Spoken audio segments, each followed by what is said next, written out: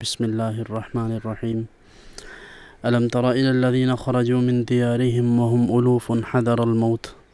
فقال لهم الله موتوا ثم أحياهم إن الله لذو فضل على الناس ولكن أكثر الناس لا يشكرون. ارشاد گرامی ہے کہ اے محبوب، کیا تم نے نہ دیکھا تھا انہیں جو اپنے گھروں سے نکلے اور وہ ہزاروں کی تعداد میں تھے اور وہ نکلے تھے موت کے ڈر سے، تو اللہ نے ان سے فرمایا کہ مر جاؤ، پھر وہ مر گئے، پھر اللہ رب العزت نے انہیں زندہ فرما دیا۔ بے شک اللہ لوگوں پر فضل کرنے والا ہے مگر اکثر لوگ ناشکرے ہیں۔ حضرت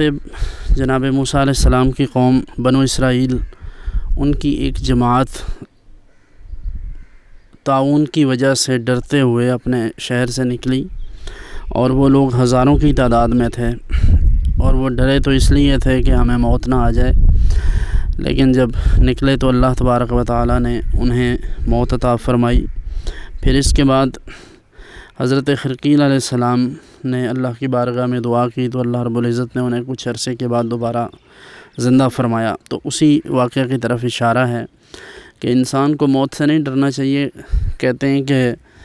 موت انسان کو قبل از وقت جو مرنا ہے اس سے بچا کے رکھتی ہے، کیونکہ موت کا ایک دن معین ہے، ایک وقت معین ہے، تو اللہ رب العزت اسی وقت پر موت عطا فرماتا ہے، اور جو اس نے موت کا وقت مقرر کیا ہے اس سے نہ کوئی آگے کر سکتا ہے نہ کوئی پیچھے، تو نہ اس سے کوئی ایک ساعت مقدم ہوگی نہ مؤخر ہوگی، اس لیے موت سے ڈر کر نکلنا نہیں چاہیے۔ ویسے بھی حدیث بھی ہے کہ رسول اللہ صلی اللہ علیہ وآلہ وسلم نے ارشاد فرمایا کہ جس جگہ پر طاعون ہو،